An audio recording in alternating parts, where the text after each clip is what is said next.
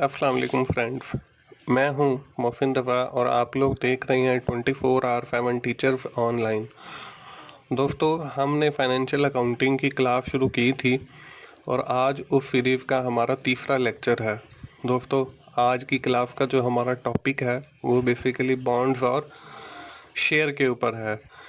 आज की क्लास शुरू करने से पहले दोस्तों हम लोग देख लेते हैं कि हमने पिछली क्लास के अंदर कौन सी चीज़ें कवर अप की थी। दोस्तों, पिछली क्लास के अंदर हम लोगों ने बिजनेस इन्वायरमेंट को देखा था, जिसमें हमने इंटरनल इन्वायरमेंट और एक्सटर्नल इन्वायरमेंट की बात की थी और हमने ये भी देखा था कि कंपनी का जो अंदर का इन्वायरमेंट है, बाउंड्रीज से अंदर का, वो हमारा इंटरनल इन्वायरमेंट और उन बाउंड्रीज से बाहर का जो इन्वायरमेंट है वो हमारा एक्सटर्नल इन्वायरमेंट होता है। दोस्तों, उसके साथ हमने फाइनेंशियल मार्केट को देखा और उसकी एग्जाम देखी। हमने मनी मार्केट को देखा, हमने कैपिटल मार्केट को देखा।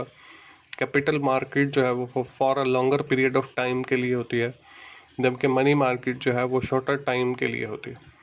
उसके बाद हमने ऑर्गेनाइजेशनल स्ट्रक्चर की बात की और विद रिस्पेक्ट टू द हमने जो फाइनेंस डिपार्टमेंट होता है, जो फाइनेंशियल मैनेजमेंट से रिलेटेड पोर्शन है, स्पेशली हमने उस स्ट्रक्चर को देखा। उसके बाद हमने रियल एसेट्स की बात की, जिसमें हमने कहा ऐसे एसेट्स जो फिजिकली एग्जिस्ट करते हैं उनको हम रियल एसेट कहते हैं। ये तो थी हमारी पिछली क्लास। आज की क्लास में दोस्तों हम लोग बात करेंगे बॉन्ड्स के ऊपर और शेयर के ऊपर, और साथ के साथ ही हम टाइप्स ऑफ बॉन्ड देखेंगे कि बॉन्ड्स की कितनी अकसाम है, और साथ के साथ ही हम लोग टाइप्स ऑफ शेयर्स की बात करेंगे और ये देखेंगे कि शेयर की कितनी अकसाम हैं, ये शेयर कितनी अकसाम के होते हैं। उसके साथ at the end of our today session we will talk about the book value, market value and liquidation value. हम बात करेंगे बुक वैल्यू की, मार्केट वैल्यू की और लिक्विडेशन वैल्यू की, और ये देखेंगे कि इन तीनों वैल्यूज के अंदर फर्क क्या होता है। किसी भी एसेट की बुक वैल्यू से क्या मुराद है, किसी भी एसेट की मार्केट वैल्यू से क्या मुराद है, किसी भी एसेट की लिक्विडेशन वैल्यू से क्या मुराद है, और एसेट से मुराद हम बॉन्ड या शेयर भी ले सकते हैं। तो चलिए दोस्तों, हम आज की क्लास शुरू करते हैं और बात करते हैं जी बॉन्ड की। Bond represent debt. जब भी कोई कंपनी बिजनेस शुरू करती है तो उसको कैपिटल रेज करना पड़ता है। कैपिटल रेज करने के लिए वो बॉन्ड इशू करती है, और the borrower to pay predetermine interest rate to the lender bondholder. और जो उस बॉन्ड को परचेज करता है, तो जिस बंदे ने वो बॉन्ड इशू किया होता है, वो एक प्री डिटर्मिन मतलब पहले से तयशुदा जो है उसके ऊपर इंटरेस्ट देता है। दोस्तों, बॉन्ड की हमारे पास दो अकसाम है, एक डिबेंचर है, एक मॉर्टेज है। बॉन्ड्स की और भी अकसाम है, जीरो कूपन बॉन्ड है, जीरो बॉन्ड है, लेकिन ये जो दो अकसाम है ये मोस्टली मतलब यूज की जाती हैं। अब डिबेंचर्स क्या है? Unsecured no asset backing. अब जब बॉन्ड इशू किए जाते हैं तो उसके अगेंस्ट जितनी मालियत के बॉन्ड इशू किए जाते हैं, उतनी मालियत की कोई ज़मीन, उतनी मालियत का कोई पैसा या कोई एसेट रखा जाता है। जबकि जो डिबेंचर टाइप के बॉन्ड हैं उनके ऊपर कोई मतलब एसेट नहीं रखा जाता, वो अनसिक्योर होते हैं, लेकिन उनके ऊपर जो प्रॉफिट मार्जिन होता है वो बहुत ज़्यादा होता है, इसीलिए वो अनसिक्योर होते हैं। मतलब अगर कंपनी का दिवालिया निकल जाता है तो कंपनी के जब एसेट फेल किए जाएंगे तो उसमें से उस बॉन्ड होल्डर को कोई पैसे नहीं दिए जाएंगे। ये तो हो गया डिबेंचर। उसके बाद हो गया जी मॉर्टेज बॉन्ड। अब मॉर्टेज बॉन्ड क्या है? Secured by real property. ये जब बॉन्ड इशू किए जाते हैं तो इनके अगेंस्ट कोई ना कोई प्रॉपर्टी, कोई ना कोई एसेट रखा जाता है। अगर कंपनी का दिवालिया निकल जाए तो वो एसेट फरोख्त करके उस बॉन्ड होल्डर को वो पैसे रिटर्न कर दिए जाएं। तो इस हवाले से ये जो बॉन्ड्स होते हैं ये सिक्योर होते हैं। उसके बाद जैसे मैंने बात की जीरो बॉन्ड की या जीरो कूपन बॉन्ड की, ये ऐसे बॉन्ड होते हैं जिनके ऊपर कंपनी जो है कोई इंटरेस्ट नहीं देती, जीरो इंटरेस्ट होता है, ये भी सिक्योर होते हैं। तो मोस्टली जो है हमारे पास दो ही एग्जाम यूज की जाती हैं, एक डिबेंचर और एक मॉर्टेज। अगली स्लाइड देख लेते हैं जी। अगली स्लाइड पे हमारे पास है जी शेयर। दोस्तों शेयर्स को कई बार हम स्टॉक भी कहते हैं और स्टॉक को कई बार हम शेयर भी कहते हैं। अब ये है क्या?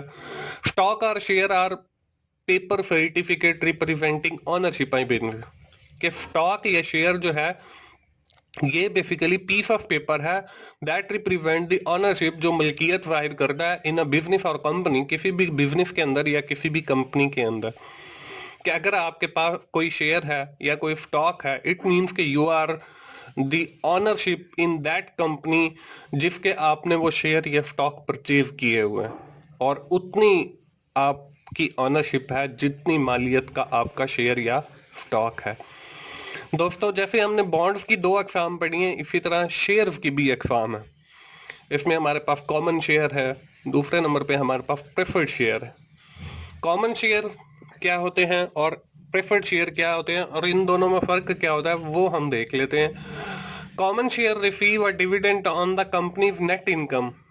जिनके पास कॉमन शेयर होते हैं, कंपनी की जो नेट इनकम होती है उसके ऊपर उन्हें डिविडेंड मिलता है। उसके बाद है preferred share. Preferred share receive pre determine और fixed dividend.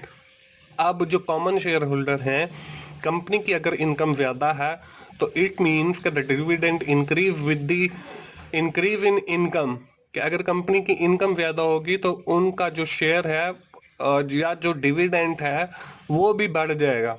On the other hand if we are talking about the prefer share, in the prefer share ऐसा नहीं है, बल्कि उसका जो डिविडेंड है वो फिक्स्ड है और प्री डिटरमिन है, पहले से तयशुदा है कि आपको इतना दिया जाएगा। कॉमन शेयर के अंदर अगर कंपनी को लॉस होता है तो उस सूरत में कोई डिविडेंड नहीं दिया जाता, लेकिन अगर प्रेफर्ड शेयर के अंदर कंपनी को लॉस होता है तो उस शेयर होल्डर को या उस स्टॉक होल्डर को डिविडेंड दिया जाता है क्योंकि वो पहले से तयशुदा है। उसके बाद the second feature of the common share is the common shareholder voting rights to elect the board of director। जिस बंदे के पास कॉमन शेयर होंगे उसे वोटिंग का हक होगा, मतलब वो वोट कास्ट करता है for the electing of the board of director, board of director के मुंतखब होने के लिए। लेकिन अगर हम देखते हैं अपने प्रेफर्ड शेयर को, तो प्रेफर्ड शेयर में no voting right to elect the board of director. उनके पास जो है कोई वोटिंग पावर नहीं होती कंपनी के बोर्ड ऑफ डायरेक्टर को इलेक्ट करने के लिए या मुंतखब करने के लिए। अगर हम कॉमन शेयर की बात करें तो अगर कंपनी जो है वो डिसॉल्व हो जाती है या बंद हो जाती है या उसका दिवालिया निकल जाता है, तो उस सूरत में जो जिन लोगों के पास शेयर या स्टॉक होंगे उनको कम प्रेफरेंस दी जाएगी। मतलब सबसे पहले जो है कंपनी के जो एसेट फरोख्त किए जाएंगे उसमें से प्रेफर्ड शेयर वालों को सबसे पहले उनके पैसे रिटर्न किए जाएंगे, और नाम से ये जाहिर है प्रेफर्ड शेयर कि उनको प्रेफरेंस दी जा रही है। If the company if devolve, अगर कंपनी डिसॉल्व होती है तो उस सूरत में सबसे पहले एसेट फरोख्त करके कंपनी के उनको उनके पैसे रिटर्न किए जाएंगे, और फिर अगर कोई पैसे बच जाते हैं तो वो कॉमन शेयर होल्डर्स को दिए जाएंगे। That is the basic difference between the common share and preferred share. कि कॉमन शेयर और प्रेफर्ड शेयर में सबसे मेन जो फर्क है वो यही है कि उन लोगों को प्रेफरेंस दी जाती है और उन लोगों को एट द एंड अगर कोई रिमेनिंग अमाउंट बच जाती है तो फिर उनको पैसे दिए जाते हैं। तो दोस्तों मुझे उम्मीद है कि आप लोगों को शेयर या स्टॉक का जो टॉपिक है वो अब क्लियर हो गया होगा। नेक्स्ट देखते हैं जी हमारे पास क्या है। नेक्स्ट हमारी हैं जी कुछ वैल्यूज एसेट्स की। इसमें हमारे पास बुक वैल्यू है, इसमें हमारे पास मार्केट वैल्यू है, इसमें हमारे पास लिक्विडेशन वैल्यू है। बुक वैल्यू क्या होती है? Book value is the value of an asset as shown in the books of account balance sheet. के बुक वैल्यू से मुराद हमारी ऐसी वैल्यू है जो सिर्फ हिसाब की किताबों में मसलन बैलेंस शीट वगैरह में लिखी जाती है, उसको हम बुक वैल्यू कहते हैं। That is based on the historical cost at which the asset is purchased. जिस कीमत के ऊपर उसको परचेज किया गया है, उसको खरीदा गया है, वो जो हमने बैलेंस शीट के अंदर अमाउंट लिखी है, that is known as the book value. वो उसकी बुक वैल्यू है, मतलब किताबी वैल्यू भी हम इसे कह सकते हैं। उसके बाद हम लोग बात करते हैं जी market value. Market value of an asset is the value at which asset is sell out in the market। इससे मुराद ऐसी वैल्यू है जिस पर कोई एसेट मार्केट के अंदर हमारा फरोख्त हो सकता है, इसको हम मार्केट वैल्यू कहते हैं। अब देखें बुक वैल्यू जो हमारी किताब के अंदर वैल्यू है, मार्केट वैल्यू जो हमारी मार्केट के अंदर वैल्यू है। उसके बाद बात आ जाती है थर्ड वैल्यू की, that is known as liquidation value. The liquidation value is the value of asset in a particular situation। इससे मुराद वो वैल्यू है जो किसी एक खास वक्त के अंदर होती है। फॉर एग्जाम्पल कंपनी जो है उसका दिवालिया निकल गया है और वो डिसॉल्व हो रही है, वो बंद हो रही है। एट दैट टाइम वो अपने एसेट फरोख्त करेगी।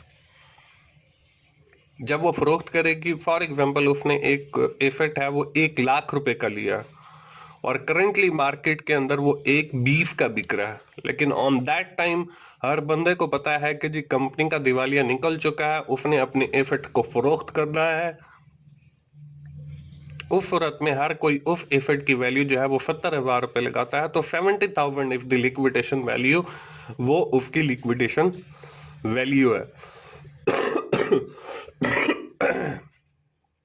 तो ये दोस्तों हमारे पास बुक वैल्यू हो गई, मार्केट वैल्यू हो गई, और उसके बाद हमारे पास लिक्विडेशन वैल्यू हो गई। तो दोस्तों ये थी हमारी आज की क्लास। उम्मीद है आप लोगों को मेरी वीडियोस पसंद आ रही होंगी। अगर आपको मेरी वीडियोस पसंद आ रही हैं तो आप उन्हें लाइक कीजिए, अपने दोस्तों से शेयर कीजिए, कमेंट्स की सूरत में अपना फीडबैक दीजिए, और मेरा चैनल 24/7 टीचर्स ऑनलाइन सब्सक्राइब कीजिए ताकि मेरी हर आने वाली वीडियो आप लोगों तक पहुंच सके।